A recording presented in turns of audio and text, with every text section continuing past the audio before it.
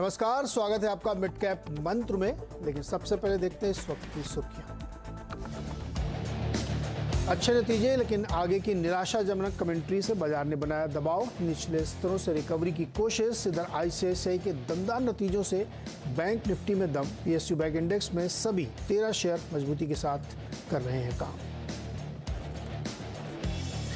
जोरदार नतीजों से आईसीआईसीआई का शेयर 2% ऊपर। सीएलएसए जेफरीज ने दिए 1200 के टारगेट। चौथी तिमाही में बैंक का एनआईआई 40% बढ़ा। मुनाफे में दिखा 30% का उछाल। रिकॉर्ड ऊंचाई पर एनआईए।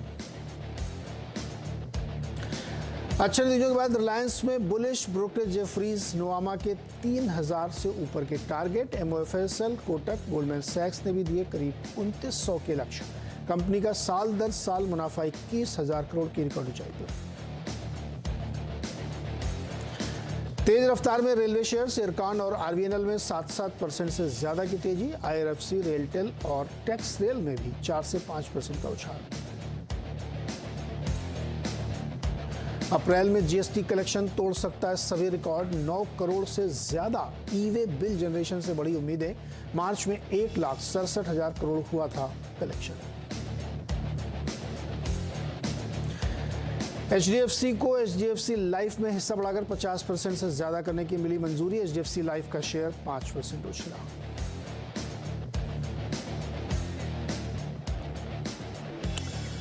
तो इस वक्त बाजार की जो तस्वीर है बिल्कुल निचले स्तरों से थोड़ी थोड़ी रिकवरी की कोशिश कर। दरअसल निचले स्तर जब मैं कह रहा हूं तो इसका मतलब बहुत कुछ समय के लिए स्टॉक शायद रेड में गया होगा, लेकिन ओपनिंग बहुत अच्छी थी। उसके बाद लगातार वो हुआ। अब ये जो चार्ट आपको दिख रहा है ये एक तरीके से कहें तो ये राउंडिंग बॉटम जैसा पैटर्न बन रहा है। हालांकि ये इंट्राडे है, इसको कहना नहीं चाहिए, लेकिन वो समझने के लिए कि ये स्थिति है एकदम एक रेंज के अंदर मार्केट ट्रेड करने की कोशिश कर रहा है। ऊपर नीचे नहीं लगा हुआ, लेकिन बैंक शेयर्स में मजबूती है थैंक्स टू आईसीआईसीआई बैंक, क्योंकि वेटेज उसका बहुत ज़्यादा है और इसीलिए आईसीआईसीआई बैंक की बदौलत बाजार में एक राहत की सांस है। आईसीआईसीआई बैंक का शेयर लगभग 2% ऊपर है। क्या है बाजार की बड़ी बातें, इस पर एक बार नज़र डालते हैं। तो जैसा कि हमने कहा कि शुरुआत बहुत अच्छी हुई थी, लेकिन उसके बाद बाजार में गिरावट आई और अब वो थोड़ा थोड़ा नीचे संभलने की कोशिश कर रहा है। 17,700 के फिलहाल अभी भी नीचे की तरफ का रुझान इसमें बना हुआ है। निफ्टी बैंक करीब 400 पॉइंट चढ़ा है और उसको आप देखें तो वो अपनी तेज़ी को सस्टेन मेंटेन करने की कोशिश कर रहा है, लेकिन मिड कैप इंडेक्स में खास दम नहीं है, वो फ्लैट कारोबार कर रहे हैं। बैंक शेयरों में सरकारी हो या प्राइवेट सब में बड़ा एक्शन है, क्योंकि आईसीआईसीआई बैंक ने अच्छे रिजल्ट्स दिए हैं तो वो देखिए, इसलिए पीएसयू में तेजी है। फार्मा और मीडिया शेयर्स में, मीडिया शेयर का मतलब होता है कि जो बहुत सारे अलग अलग फ्रंट में, जिसमें पीवीआर भी शामिल है, उसमें भी अच्छी खासी मजबूती है। और रेलवे शेयर्स में तेज़ी है। ये सारे जो मिड कैप के स्टॉक्स हैं वहाँ पे एक मजबूती देखने को मिल रही है। कुछ आपके सामने नंबर्स दिखाता हूँ आपको, जैसे कि कहाँ कहाँ बहुत ज़्यादा एक्शन है मिड कैप में। तो इंडिया बुल्स रियल में आज 12-13% की तेज़ी देखने को मिल रही है। रेल विकास निगम 7.5% के आसपास ऊपर है। इरकॉन, एलेम्बिक फार्मा में 4.5% के ऊपर है। रेलटेल मजबूत दिखा रहा है, लेकिन इसी सेगमेंट में यानी मिड कैप में ही कमजोरी कहाँ पे आ रही है? डीसीएम श्रीराम में 3.5% की वीकनेस है। यस बैंक नतीजे कमज़ोर थे, 3.5% नीचे है। Adani green, Adani transmission, Voda idea जैसे तमाम स्टॉक्स में वीकनेस देखने को मिल रही है। तो क्या रुख इस वक्त बाजार का होना चाहिए, बन रहा है? बातचीत करने के लिए प्रकाशगाबा.com के प्रकाश गाबा हमारे साथ है। प्रकाश सर, बहुत बहुत स्वागत है आपका। एक बड़ा क्विक चेक मार्केट में, फिर मिड कैप की बातचीत करें। बिल्कुल लगता है कि अपने मिलना चाहिए, क्योंकि एक व्यापक खुला नीचे आया, फिर एक बाउंस खुला है निफ्टी पूरा अपने। अब लगता है 17,600 650 ये एक जोन बन गया सकता था। आपको मिलना चाहिए 600 पे ही, वो सही रहेगा।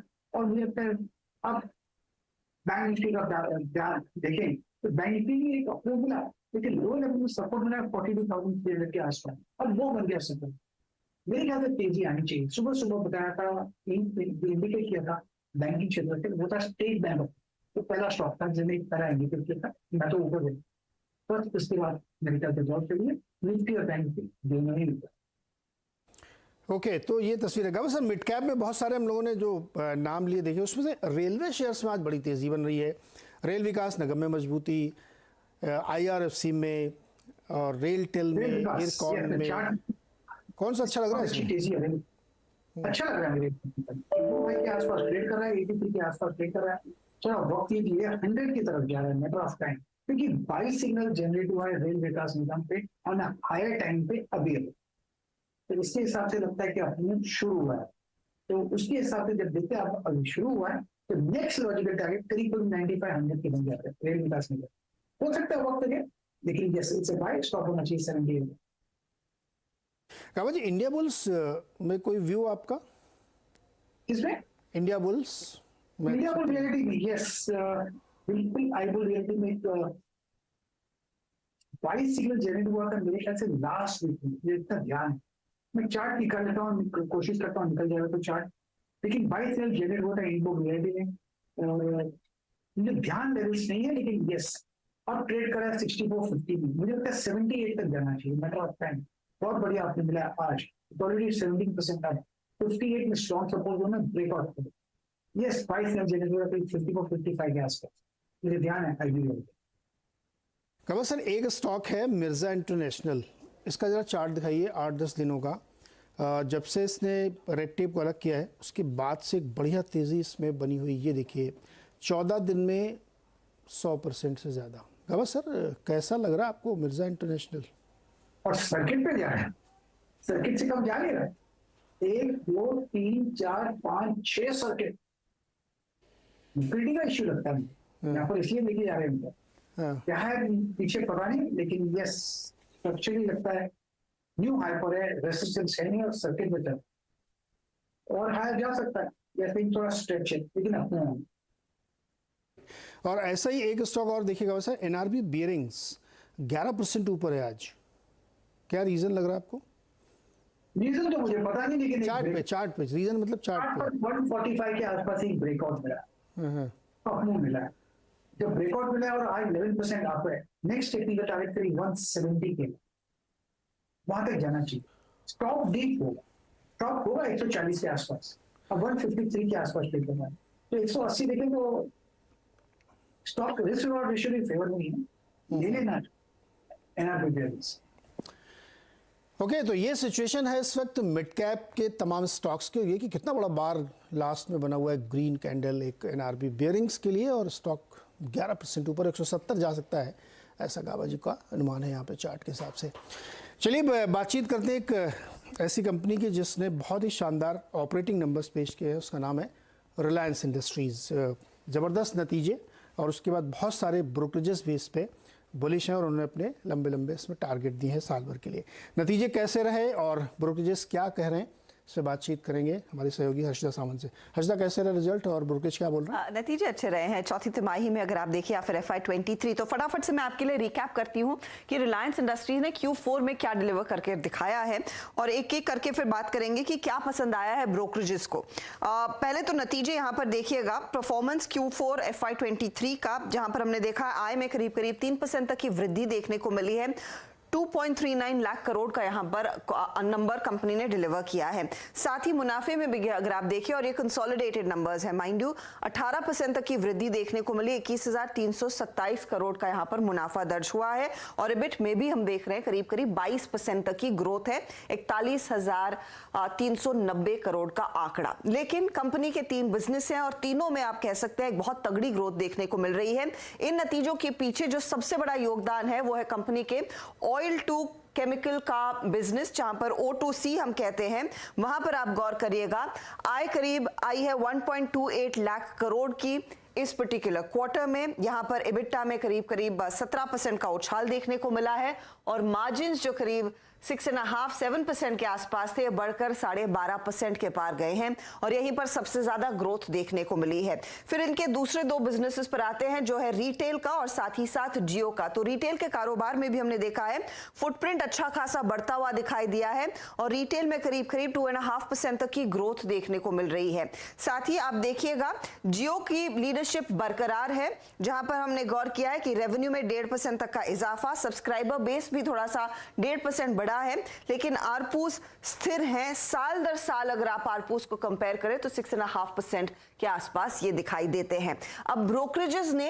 एक सुर में कहा है स्टॉक में या तो ओवरवेट की रेटिंग है या फिर खरीदारी की राय आती हुई दिखाई दे रही है, और रेंज काफी ज्यादा ब्रॉड है। इनफैक्ट ऊपर के टारगेट्स 3100 के बियॉन्ड भी जाते हुए दिखाई दे रहे हैं। O2C को लेकर ब्रोकरेजेस सबसे ज्यादा आश्वस्त है। मजबूत GRM ग्रोथ देखने को मिली है O2C बिजनेस में। यूएस में इथेन और LPG स्टॉक में कमी देखने को मिली तो इनके बिजनेस को ज्यादा फायदा बनता हुआ दिखाई दिया। साथ ही साथ भरोसा यह भी जताया जा रहा है कि FY24 में यानी कि इस नए वित्त वर्ष में O2C में ग्रोथ देखने को मिलेगी। एक्सप्लोरेशन बिजनेस में अच्छी खासी ग्रोथ देखने को मिलेगी और वो सपोर्ट करने वाला है बिजनेस ग्रोथ को। पेट्रोकेमिकल में रिकवरी से ओवरऑल O2C बिजनेस को सबसे ज्यादा सपोर्ट मिलता हुआ दिखाई देगा या फिर सहारा देखने को मिलेगा। यही नहीं, रिटेल के कारोबार को लेकर भी यहां पर जो फुटप्रिंट कंपनी का बड़ा है, 3300 नए स्टोर दरअसल इन्होंने खोले हैं। पिछले वित्त वर्ष में वो एक तगड़ा बेस तैयार कर रहा है अगले वित्त वर्ष के लिए। और अगर एरिया वाइज देखें तो 58% रिटेल का एरिया बढ़ता हुआ दिखाई दिया है और यहाँ पर ग्रोसरी, ऑफ कोर्स इलेक्ट्रॉनिक्स सब शामिल है। स्टोर एरिया बढ़ने से 30% EBITDA CAGR ग्रोथ आती हुई दिखाई दे सकती है, ये भी कुछ ब्रोकरेजेस आपको कह रहे हैं। जियो के बिजनेस को लेकर भी यहाँ पर राय साफ है कि दरअसल वहां पर जो 5G पर अब कंपनी का पूरा फोकस है उसी से सबसे ज्यादा स्ट्रेंथ देखने को मिलेगी। वो नया ड्राइवर रहने वाला है कंपनी के लिए, कैश फ्लो के लिहाज से भी और साथ ही साथ ओवरऑल जो पेनिट्रेशन कंपनी का बढ़ता हुआ दिखाई दे रहा है, यहां पर अच्छी खासी ग्रोथ की संभावना। तो 3 बिजनेसेस और वहां पर अच्छी खासी ग्रोथ की का प्रदर्शन इस पर्टिकुलर क्वार्टर में, लेकिन FY24 के लिए भी ब्रोकरेजेस काफी बुलिश है। ओके, FY23-24 के लिए भी ब्रोकरेजेस काफ़ी बुलिश है। मखन भाई, ब्रोकरेजेस के रिपोर्ट्स हम लोगों ने दिखाए जिसमें टारगेट्स वगैरह दिए होंगे, तो वो इंटरेस्टिंग है। और 2700 से 3100 3200 तक की रेंज, एक बड़ी रेंज है। और अगले हफ्ते तो एक बड़ा ट्रिगर आएगा जब वो जियो फाइनेंशियल को मई 2 को के और डिटेल सामने निकल कर आएंगे। वो शायद अगला ट्रिगर पॉइंट, इनफैक्ट सबसे बड़ा ट्रिगर पॉइंट वो है कि उसके बाद वो 1:1 का रेशियो डिसाइडेड है। रिकॉर्ड डेट और उसकी लिस्टिंग कब तक होगी ये हमें पता चलेगा 2 मई को जी। तो रिलायंस की ये तस्वीर है ब्रोकरेजेस की और रिजल्ट की, और स्टैंडर्ड डिस्क्लोजर है कि आप कोई भी एक्शन करें इसमें उससे पहले अपने इंडिपेंडेंट फाइनेंशियल एडवाइजर से राय ज़रूर ले लें, क्योंकि जिस चैनल को आप देख रहे हैं इसकी ओनरशिप रिलायंस के पास है। बहुत बहुत शुक्रिया हर्षदा हमारे साथ जुड़ने के लिए। एक और कंपनी के बारे में बातचीत करते हैं, उसका नाम है हिंदुस्तान जिंक, और कंपनी के नतीजों पर बातचीत करने के लिए कंपनी के CEO अरुण मिश्रा जी हमारे साथ जुड़ चुके हैं। अरुण सर, बहुत बहुत स्वागत है आपका CNBC आवाज़ पर। चौथी तिमाही के नतीजे एक तो ब्रीफली हमें समझाइए कैसे रहे, साथ ही रॉ मटेरियल की जो कॉस्ट है वो कम हो सकती है आने वाले दिनों में, तो मार्जिन पे क्या इम्पैक्ट होगा इसका? नहीं, अगर पिछला क्वार्टर का हम लोग बात करें तो परफॉर्मेंस काफी अच्छा रहा है, सेटिस्फैक्टरी हुआ है। हमने प्लान किए थे कि लास्ट क्वार्टर में 300 KT से ज्यादा प्रोडक्शन करेंगे ताकि हमको पता चले कि मेरा माइनिंग में 2 मिलियन टन का कैपेसिटी है कि नहीं है। वो हमने कर दिया, 301,000 टन हम लोग प्रोडक्शन किया। और जो मेरा रिफाइंड मेटल है वो हम लोगों ने करीब 269,000 टन। एंड पिछला विगत साल का आप देखेंगे तो जनरली ट्रेंड रहा है हमारा कि हर क्वार्टर में 260,000 टन का आसपास में प्रोडक्शन करने का, ताकि हमारा एंड ऑफ द ईयर में 1040 काइंड ऑफ ए नंबर हम लोग हिट कर पाए। तो हमने जब इस साल अंत हुआ तो 1.03 मिलियन टन हमने प्रोडक्शन कर पाया। सिल्वर प्रोडक्शन लास्ट क्वार्टर में 182 टन था, जो कि लास्ट ईयर का सेम क्वार्टर से करीब 13% ज्यादा था। और इसके चलते जो क्वार्टर 4 में हालांकि प्राइसेस लास्ट ईयर का कंपैरिजन में कम रहे हैं, और उसके चलते हमारे जो एबिटा है वो करीब 16% कम हुआ इस क्वार्टर में compare to quarter 4 last year, और नेट प्रॉफिट भी 12% कम है। लेकिन अगर हम सिक्वेंशियल क्वार्टर देखें तो नेट प्रॉफिट 20% ज्यादा है क्वार्टर 3 से, और मेरा एबिटा भी 13% ज्यादा है क्वार्टर 3 से। और साल भर का नंबर अगर पिछले साल से कंपेयर करें तो हमारे नेट प्रॉफिट 9% ज्यादा है, 10,511 करोड़, और मेरा एबिटा भी करीब 8% ज्यादा हुआ है। So overall very satisfactory year. We had some difficulties, high commodity price in the beginning, low supply, और हमारा जो डोमेस्टिक कोल है उसका सप्लाई कम होता था। हमारे एसिड प्लांट में एक एक्सीडेंट भी हुआ, जाने गए। सो बट H2 में हमारे कोई फैटेलिटी नहीं है। हम लोग ने डोमेस्टिक कोल का सोर्सिंग इंप्रूव किया, कॉस्ट हम लोगों ने कम किया। जो हमारा क्वार्टर 4 में कॉस्ट है करीब $80 पर टन कम हुआ है क्वार्टर 3 से। So overall good satisfaction. And इस साल हम लोग जो गाइडेंस दिए हैं उम्मीद रखते हैं कि वो उसमें भी हम लोग अच्छा परफॉर्म करेंगे। तो ये थे ऑपरेशनल नंबर्स इस क्वार्टर के। लेकिन मिश्रा जी मुझे ये बताइए कि अगर हम इस नंबर्स को एक बेस मान लें तो FY24 के लिए आपकी वॉल्यूम और मार्जिन गाइडेंस क्या होगी? हमारा जो माइंड मेटल है वो करीब 1075 1.07 मिलियन टन से लेके 1.1 मिलियन टन होगा। जो मेरा रिफाइंड मेटल है, फिनिश गुड्स है, वो करीब 1.05 मिलियन टन से 1.075 मिलियन टन होगा। सिल्वर 750 टन तक जा सकता है। कॉस्ट जो है घट करके $1125 तक आ सकता है। और प्रोजेक्ट में करीब 175 से 200 मिलियन डॉलर हम लोग खर्चा करेंगे। अब प्राइस प्रेशर तो है, क्योंकि अभी करीब 2800 के आसपास चल रहा है, तो $200 $300 का करीब मार्जिन रिडक्शन हुआ है प्राइस में।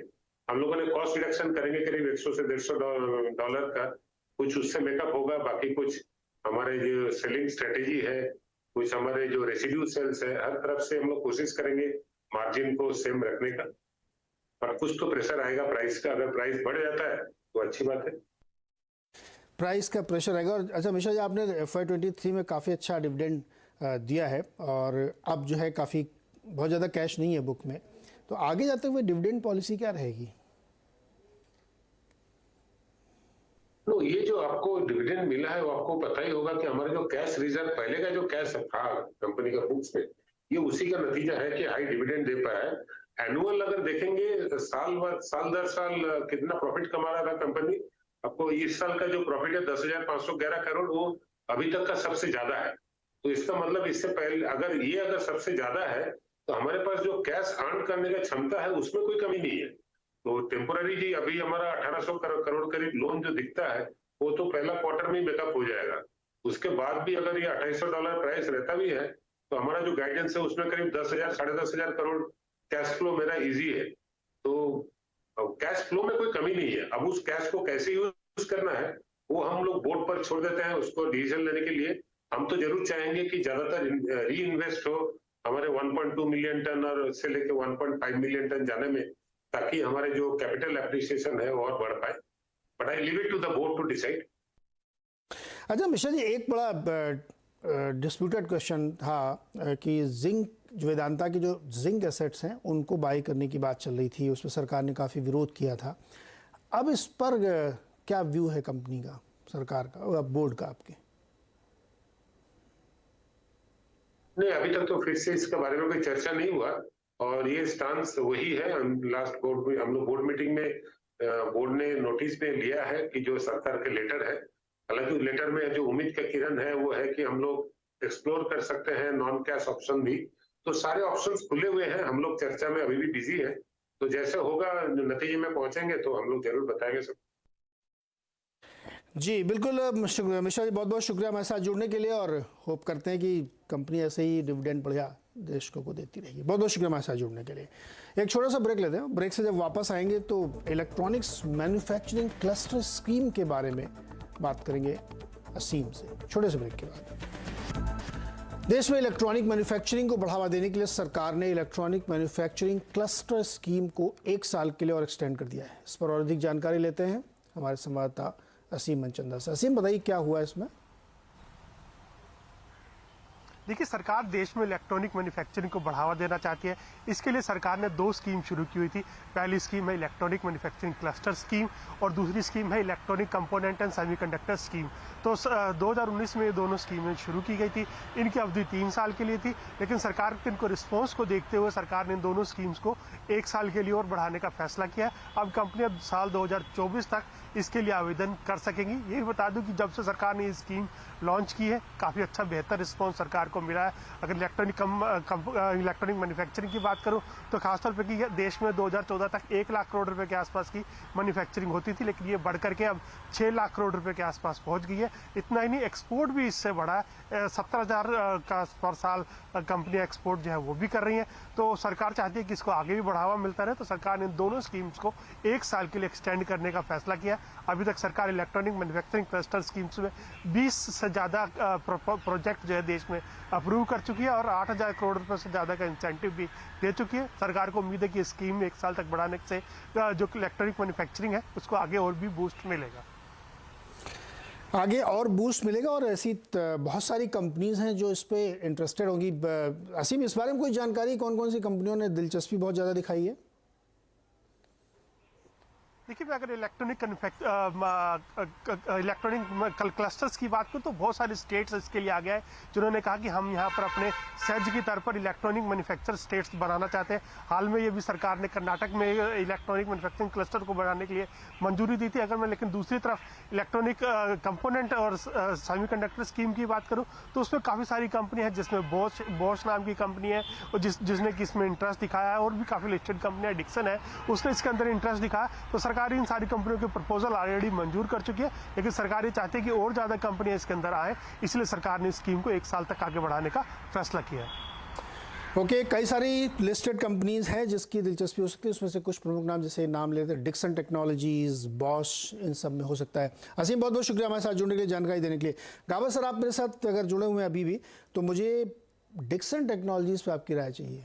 2910 पर ट्रेड कर रहा है, अच्छा लगता है आपको ये? डिक्सन टेक्नोलॉजी नहीं, साइडवेज जोन पर है, इसमें क्लैरिटी मिसिंग है। अच्छा लगेगा जब 3050 या 3100 पार करेगा तब। फिलहाल थोड़ा अवॉइड कर ले तो अच्छा रहेगा डिक्सन टेक्नोलॉजीज।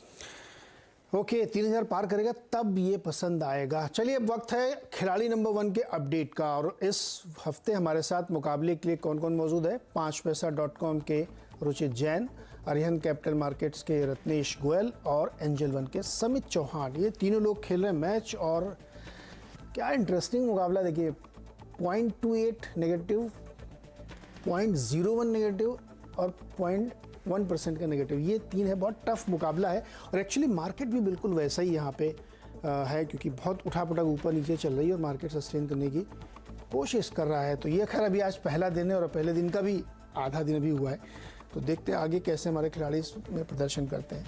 मिड कैप मंत्र में फिलहाल इतना ही, कहीं जाइएगा मत, क्योंकि ब्रेक के बाद हम बात करेंगे इथॉस लिमिटेड के मैनेजमेंट से, और ये जानने की कोशिश करेंगे कि ये जो महंगी वाली घड़ियाँ होती है ना, क्या इनके पहनने मत से आपका वक्त बदल जाता है क्या? लाइटर नोट पे बातचीत करेंगे ब्रेक के बाद।